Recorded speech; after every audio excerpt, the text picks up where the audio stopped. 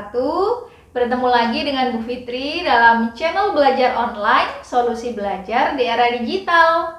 Baik anak-anak, di video sebelumnya saya membahas soal tentang kompetensi dasar 3.7 dan 4.7. Hari ini Bu Fitri akan membahas KD selanjutnya, yaitu kompetensi dasar 3.8 dan 4.8, tentunya masih dalam teks laporan hasil observasi. Baik, langsung saja kita mulai pembahasannya.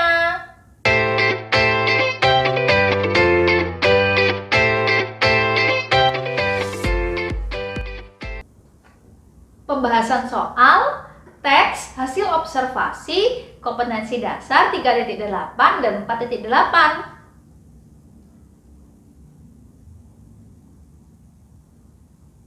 Soal nomor 1. Sebentar, Bu Fitri cari pensilnya dulu. Ya. Bacalah kutipan teks hasil observasi berikut. Semut tomcat atau tomcat ya. Paederus atau nama latinnya Paederus riparius di beberapa daerah Indonesia disebut kanai atau semut kayak.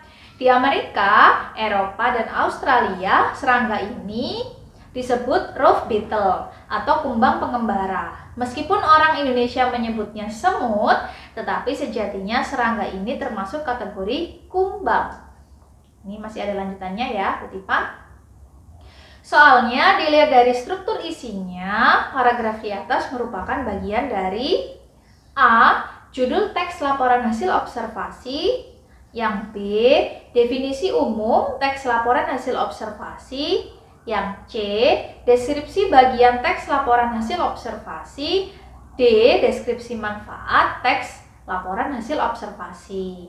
Kalau dilihat dari teksnya, kalau dilihat dari kutipan teksnya, kalau judul tidak mungkin. Kalau definisi umum itu merupakan ya penjelasan dari objek secara umum, ya masih dalam konsep, masih dalam kategori dasar untuk menjelaskan sebuah objek dalam observasi. Misalnya penyebutan nama Latin, kemudian penyebutan nama lain dari hewan, dia itu berasal dari daerah mana, kemudian dia sebutannya apa atau julukannya apa, itu masih bisa dimasukkan dalam definisi umum.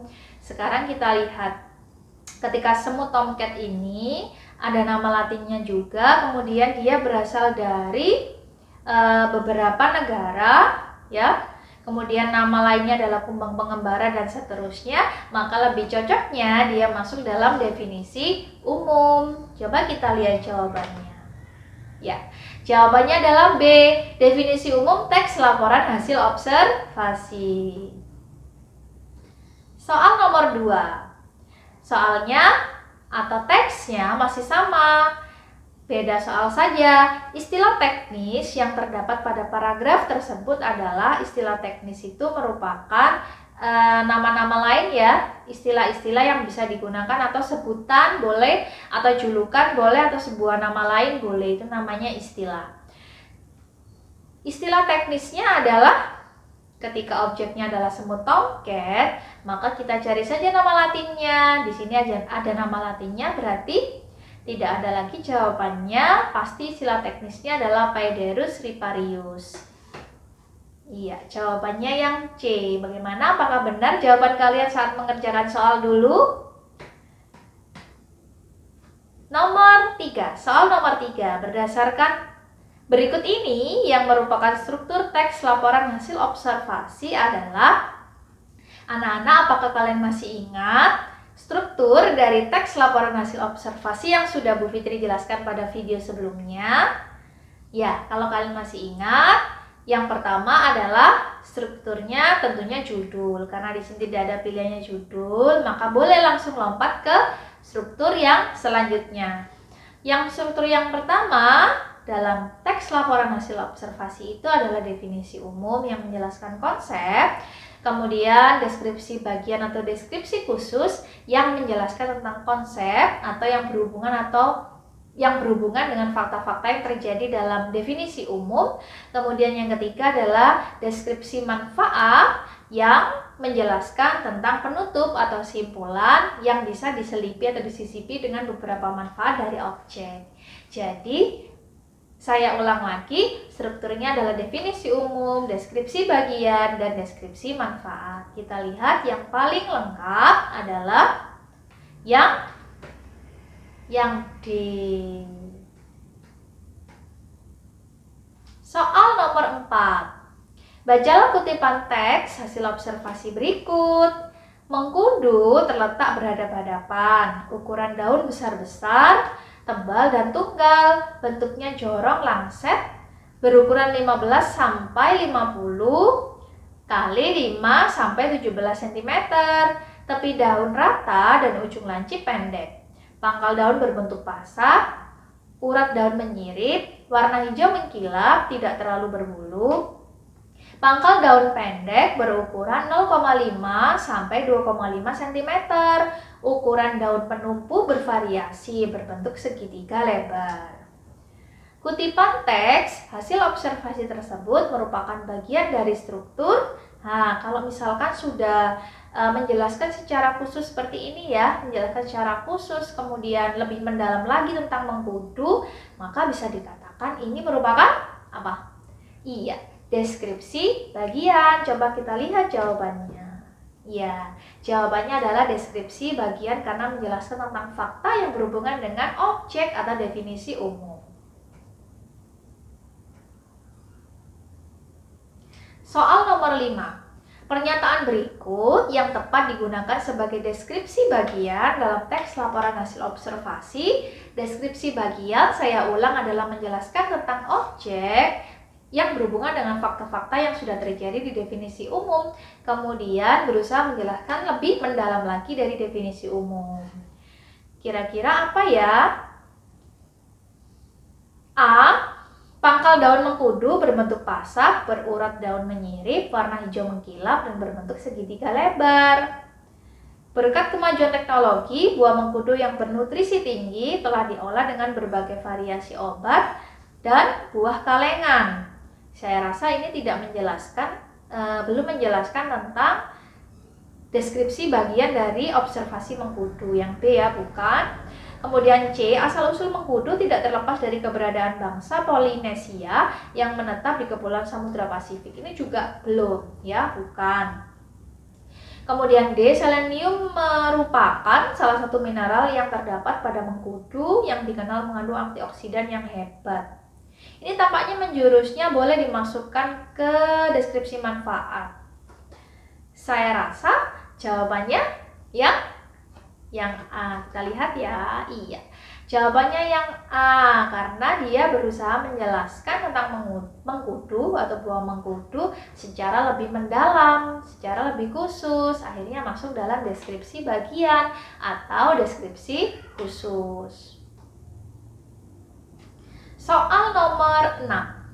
Bacalah kalimat observasi berikut. Mengkudu atau bernama latin Morinda citrifolia yang berasal dari daerah Asia Tenggara tergolong dalam famili Rubiaceae. Tanaman ini tumbuh di dataran rendah hingga pada ketinggian 1500 cm.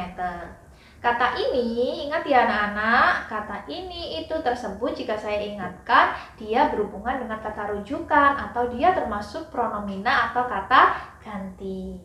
Berarti sudah jelas kata ini pada kalimat observasi tersebut menunjukkan ciri kebahasaan teks laporan hasil observasi, yaitu yang B. Tepat sekali. Jadi jawabannya yang B. Soal nomor 7.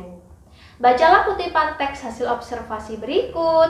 Kunyit atau kunir termasuk salah satu tanaman rempah-rempah dan obat asli dari wilayah Asia Tenggara.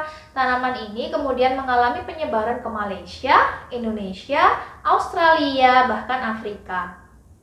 Hampir setiap orang Indonesia dan India serta bangsa Asia umumnya pernah mengkonsumsi tanaman rempah ini, baik sebagai pelengkap bumbu masakan, jamu, atau untuk menjaga kesehatan dan kecantikan. Kata bercetak miring pada kutipan teks hasil observasi tersebut menunjukkan ciri kebahasaan, yaitu mengonsumsi. Mengonsumsi ini merupakan kata kerja karena karena manusia atau objek atau subjek atau orang yang melakukan sesuatu ini ketika ditambahi dengan predikat mengonsumsi, maka jelas dia sedang melakukan aktivitas. Dan aktivitas itu termasuk dalam kata kerja. Mengonsumsi, melakukan sesuatu Berarti dan dia imbuhannya me Maaf saya lanjutkan. Kata kerjanya ini berimbuhan me, maka dia boleh dimasukkan dalam kata kerja aktif. Kata kerja aktif itu merupakan imbuhannya atau kata kerjanya itu bisa berimbuhan me dan ber. Dan kalau kata kerja pasif kata kerjanya bisa berimbuhan di atau dan ter. Jadi di dan ter. Jadi kata yang bercetak miringnya mengonsumsi termasuk penggunaan kata kerja. Iya. Gitu ya anak-anak. Soal nomor 8. Soal teksnya masih sama. Soalnya berbeda, beberapa konjungsi atau kata hubung yang terdapat pada kutipan teks hasil observasi tersebut adalah, kan kalian sudah tahu konjungsi atau kata hubung itu apa saja.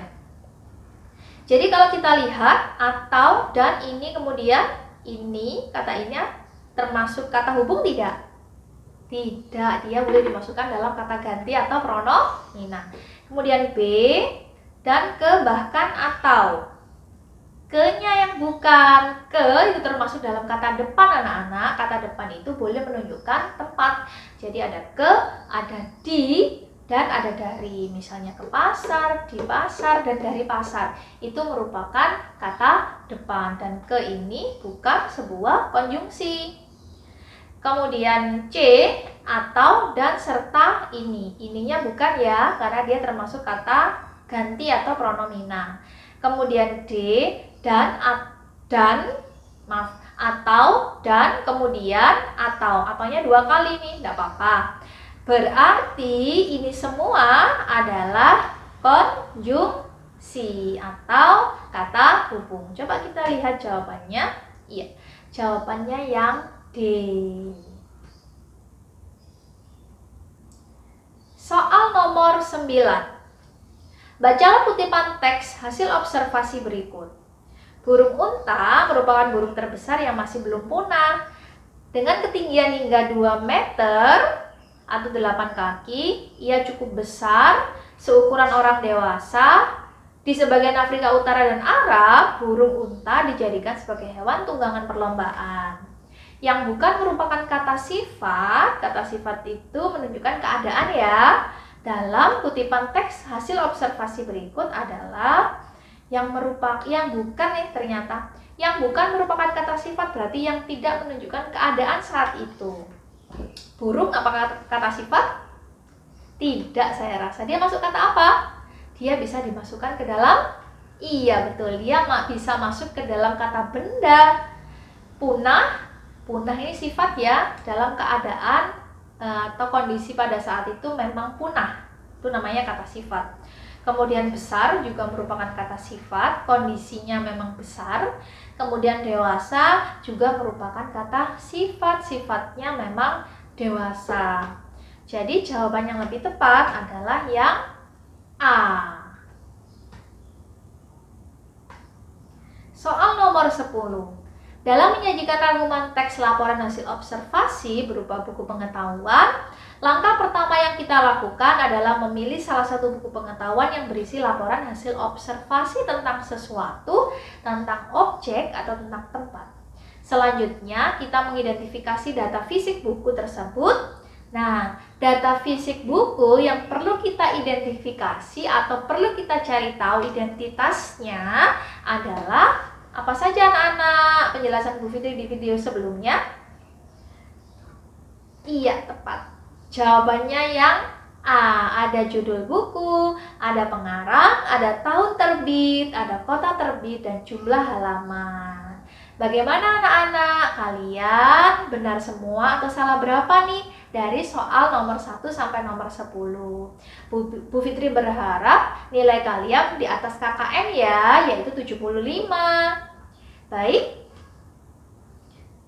Terima kasih sudah mengikuti atau menyimak video pembelajaran pembahasan soal dari Bu Fitri. Baik, terima kasih.